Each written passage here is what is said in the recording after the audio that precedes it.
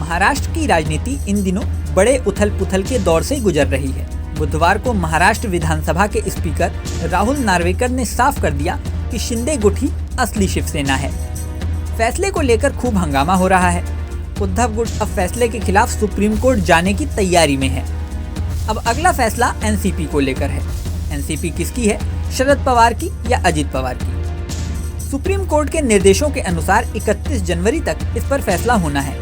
चर्चाएं हैं कि अगर ऐसा ही फैसला उस मामले में भी आता है तो उद्धव ठाकरे के बाद शरद पवार को भी बड़ा झटका लग सकता है।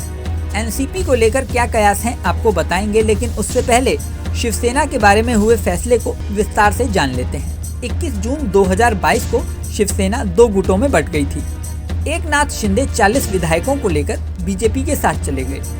उद्धव ठाकरे की अगुवाई वाली महाविकास अघाड़ी सरकार गिर गई और शिंदे बीजेपी की सरकार में सीएम बन गए। उद्धव गुट का दावा था कि वह असली शिवसेना है, जबकि शिंदे गुट का दावा था कि वो असली शिवसेना है। उद्धव गुट इसे लेकर कोर्ट चला गया। सुप्रीम कोर्ट ने महाराष्ट्र विधानसभा के स्पीकर राहुल नार्वेकर को फैसले की जिम्मेदारी सौंपी। अब राहुल नार्वेकर ने शिंदे गुट को ही असली शिवसेना माना है। अब एनसीपी पर लौटते हैं। साल 2023 में एनसीपी के प्रमुख नेता अजित पवार भी एकनाथ शिंदे की तरह ही अपनी पार्टी में बगावत कर विधायकों के एक धड़े के साथ बीजेपी के पाले में चले गए। शिंदे सरकार में उन्हें डिप्टी सीएम बनाया गया। यहाँ भी असली एनसीपी की लड़ाई शुरू हो गई। शरद पवार गुट ने शिवसेना की तरह मामले को लेकर सुप्रीम कोर्ट और विधानसभा स्पीकर का रुख किया। इस विवाद पर भी फैसला राहुल नार्वेकर को ही करना है। सचिवालय की रिपोर्ट के मुताबिक चाचा भतीजे की लड़ाई की कार्रवाई 6 जनवरी को शुरू हुई थी।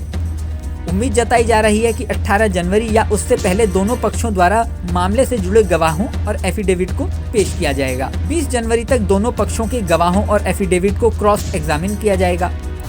25 जनवरी से 27 जनवरी के बीच मामले को लेकर दोनों पक्षों की दलीलें सुनी जाएंगी और सुप्रीम कोर्ट के निर्देश के अनुसार 31 जनवरी तक स्पीकर को अपना फैसला देना है। शिवसेना मामले में फैसला आने के बाद अजीत पवार के गुट वाली एनसीपी के नेता सुनील तटकरे ने कहा है कि एनसीपी का केस शिवसेना से अलग है।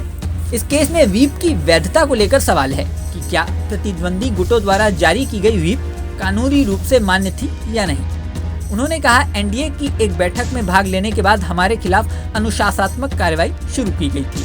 वहीं एनसीपी शरद पवार गुट के जितेंद्र आव्हाड ने कहा है कि अजीत पवार ने संविधान के 10वें शेड्यूल का उल्लंघन किया है।